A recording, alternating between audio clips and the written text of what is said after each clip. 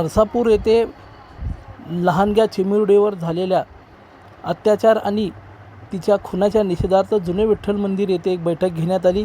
या बैठकीमध्ये छत्रपती शिवाजी महाराज चौक ते डॉक्टर बाबासाहेब आंबेडकर चौक दरम्यान शांततेत निषेध मूक मोर्चा काढण्याचा निर्णय घेण्यात आला। यावेळी खासदार ज्योती वाघमारे यांच्यासह ब्राह्मण समाजाचे असंख्य पदाधिकारी उपस्थित होते। नमस्कार, मी पंकज सूरज कुलकर्णी, सोलापूर वेद प्रतिष्ठान ब्राह्मण पुरोहित संघटना यांच्या सचिव या नात्याने आज समाज बांधवांच्या मदतीला उभारलेलो आहे। 1 मेच्या दिवशी जी घटना घडली ही खूप वाईट घटना आहे। अशा घटना वारंवार पुन्हा महाराष्ट्रात घडू नयेत, इव्हाना पूर्ण देशात घडू नयेत। या घटनेसाठी अतिशय कृतिशील असं कमीत कमी दिवसामध्ये न्याय होण्यासाठी जी प्रक्रिया आहे ही प्रक्रिया पूर्ण होण्याच्या दृष्टीने आम्ही सरकारला आपल्या माध्यमातून विनंती करतो आहोत। आज गुन्हा करताना गुन्हेगाराचं वय नाही आहे आणि ज्याच्यावर गुन्हा घडतो आहे त्या मुलांचं वय पण तिथं बघितलं जात नाही आणि त्या माणसांची विकृती अशी आहे, विकृत मनुष्य पुन्हा त्या तुरुंगातून सुटून बाहेर येतो आणि परत त्याच घटना वारंवारतेने करतो आहे। तर अशा घटनातल्या त्या ज्या व्यक्ती आहेत ह्या व्यक्तींनासुद्धा तुरुंगातून बाहेर सोडता कामा नये अशी आम्हाला सरकारला विनंती करायची आहे। येणाऱ्या काळामध्ये आपण सतत पाठपुरावा मगाशी दातेसाहेबांनी सांगितल्याप्रमाणे करणार आहोत। समाजाकडून प्रत्येक स्तरावरती आपण ह्याच्याबद्दल मदतीची हाक मागितलेली आहे आणि समाजातील सर्व स्तरातील लोक आपल्याला या ठिकाणी मदतीला आलेले आहेत। सरकारकडं आपण वारंवार मागणं असेल की प्रत्येक ठिकाणी स्त्री शक्ती नावाने जो कायदा आहे हा घेऊन या कायद्यान्वये सर्वांना शिक्षा होऊन जे पीडित आहेत या पीडितांना न्याय मिळाला पाहिजे। पुण्यातल्या भोर येथील नरसापूर या गावी जी एक दुर्दैवी घटना घडली आणि त्या विकृत कांबळेने या अतिशय छोट्या म्हणजे 4 वर्षाच्या मुलीवर जे अत्याचार केला आणि केवळ अत्याचार करून थांबला नाही तर पुन्हा तिचा त्या ठिकाणी त्यांनी खूनही केलेला आहे आणि अतिशय लांछनास्पद कृत्य आहे। महाराष्ट्रामध्ये अशा प्रकारची जी घटना घडलेली आहे त्याचे पडसाद हे संपूर्ण राज्यभर उमटत आहेत आणि तेव्हा गावोगावी अशा या सगळ्यांच्या कडनं याची निंदा नाराजगी मोठ्या प्रमाणात सगळा समाज करत आहे आणि आत्तासुद्धा सोलापुरामध्ये आम्ही या ठिकाणी सगळे जण एकत्र येऊन याचा एक कृतिशील आराखडा जसा काय करता येईल याचा विचार करण्यासाठी आम्ही बैठक बोलवलेली आहे आणि आत्ताही जुने विठ्ठल मंदिरात ही बैठक पण सुरू आहे आणि आमची सरकारला महाराष्ट्र सरकारला माननीय मुख्यमंत्री देवेंद्र फडणवीस यांना मनापासून अतिशय कळकळीची विनंती आहे की तुम्ही या प्रकरणामध्ये जातीने लक्ष घालून त्याला नराधमाला जास्तीत जास्त लवकरात लवकर कशी शिक्षा होईल आणि ती कडक शिक्षा व्हावी की जेणेकरून पुढच्या कोणालाही त्याच्या बाबतीमध्ये असं पाऊल उचलताना या सरकारची आठवण आली पाहिजे आणि कायद्याचं राज्य आहे महाराष्ट्रामध्ये, तेव्हा ते कायद्याचं राज्य हे राखलं गेलं पाहिजे ही सगळ्यांची जबाबदारी आहे आणि मला वाटतं यासाठी समाजाने एकत्रित संघटित होणं हे अत्यंत आवश्यक आहे। त्यासाठी आत्ता ही बैठक आमच्या इथं सोलापुरात आम्ही केलेली आहे आणि एकदा ते प्रकरण न्यायप्रविष्ट झालं की त्या न्यायसंस्था जी आहे त्याच्याप्रमाणे आपल्याला ते त्या ठिकाणी करावं लागेल, पण त्याचा पाठपुरावा करत राहणं हा मात्र आम्ही चालू ठेवणार आहोत। काल 1 मेच्या दिवशी जी नरसापूर इथे घटना घडली, छोट्या चिमुकलीला इतक्या क्रूर पद्धतीने मारण्यात आलं आणि तिच्यावर अत्याचार केला, त्याबद्दल संपूर्ण महाराष्ट्र काय भारतात सुद्धा सगळ्या महिलांना इतका त्रास होतो की आज आम्हाला ही घटना कळल्याबरोबर आमचा एक हरिपाठ ग्रुप आहे, सगळ्या महिला ढसाढसा रडल्या आणि सगळ्यांमध्ये अशी एक चैतन्य जागृत झालं की त्या नराधमाला तिथं जाऊन ठेचलं पाहिजे आणि ही आपल्यातली शक्ती जी आहे ती सगळ्यांनी बाहेर काढून त्या नराधमाला मारलं पाहिजे। एवढं सगळं घडत असताना आज रास्ता रोको आंदोलन केलं, त्या ठिकाणी सुद्धा इतका वेळ सगळ्यांनी थांबवून ठेवलं तरी त्या ठिकाणी त्यांना लाठीचार्ज करून हाकलून लावण्यात आलं।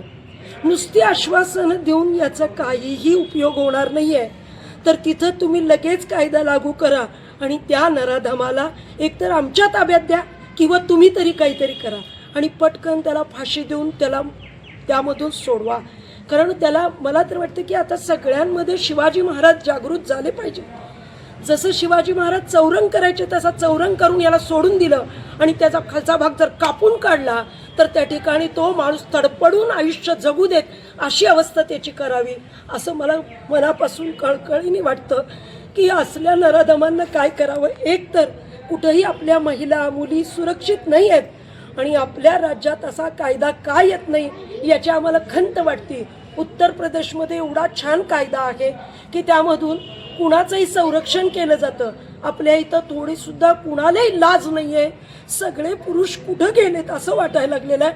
आणि हे मात्र करणं फार महत्त्वाचं आहे की त्या मुलीला न्याय मिळाला पाहिजे आणि आपल्या या महाराष्ट्रात किंवा भारतात कुठंही अशी घटना परत घडू नये त्यासाठी आम्ही सगळे उद्याच्याला मूकमोर्चा काढतोय. आणि प्रचंड वेदना देणारी जी घटना कालपासून पोलीस प्रशासनाच्या संपर्कात आहे, वकिलांच्या संपर्कात आहे, कुटुंबियांच्या संपर्कात आहे. परंतु मला वाटतं की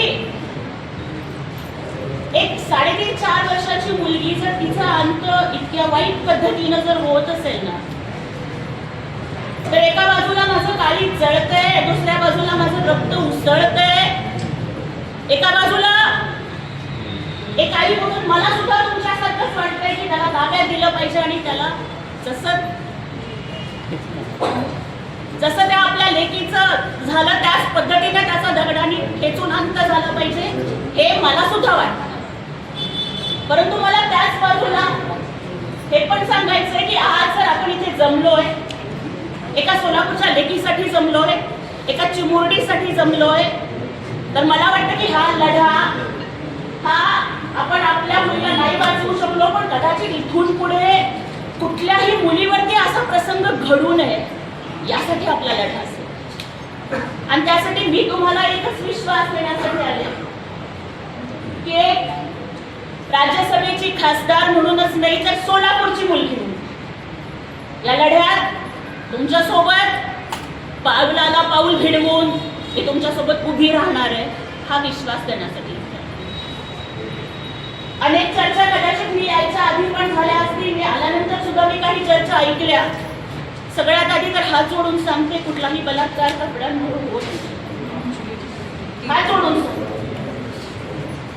जो लोग कहते हैं कि कपड़ों से बलात्कार होता है, मैं उन्हें समझाऊं कैसे?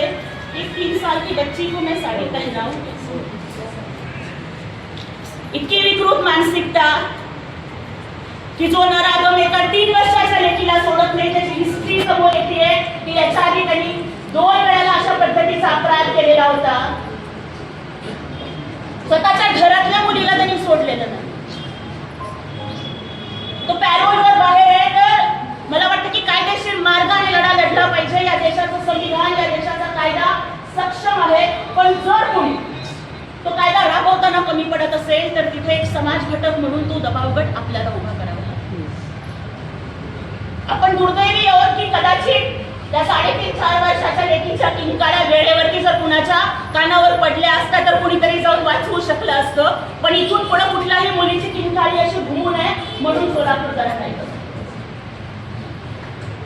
कोण होता तो नराधम? मी म्हणते अरे तो कोण होता आम्हाला माहित नाही. तो लांडगा होता, तो नीच होता, तो नराधम होता, तो हरामखोर होता, तो नालायक होता आणि अशा लांडग्याला ठेचूनच मारलं. मला आठवतं जेव्हा एकनाथजी शिंदे साहेब मुख्यमंत्री होते, बदलापूरची घटना घडली होती, मी स्वतः गेले होते. त्या अक्षय शिंदेला ठोकला होता पोलिसांनी. खूप लोकांनी टीका केली, परंतु आम्ही पोलिसांचं समर्थन करण्यासाठी पुढे आलो होतो की जर एक नराधम एका 3-4 वर्षाच्या मुलीवरती अत्याचार करत असेल आणि पोलिसांवरती जरा हमला करत असेल तर पोलिसांच्या बंदुका काय दिवाळीच्या टिकल्या उडवण्यासाठी ठेवलेल्या नाही हे सांगणार आहे. हा महाराष्ट्र शिवछत्रपतींचा महाराष्ट्र, ज्या महाराष्ट्रामध्ये एका स्त्रीवरती एका नराधमानं हात टाकला म्हणून त्याचे हातपाय तोडून चौरंगा करणारा महाराष्ट्र. हा महाराष्ट्र बाबासाहेबांचा ज्यांनी महिलांना अधिकार देण्यासाठी संविधान दिलं, महिलांना अधिकार मिळावेत म्हणून हिंदू कोर्टीलासाठी राजीनामा दिला. पण जर महाराष्ट्राच्या संस्कृतीला काळीमा फासला जाणार असेल तर मला वाटतं की आता आपण माणूस म्हणून एक होण्याची गरज आहे. लाईक करा, कमेंट करा आणि हो सबस्क्राईब करायला विसरू नका.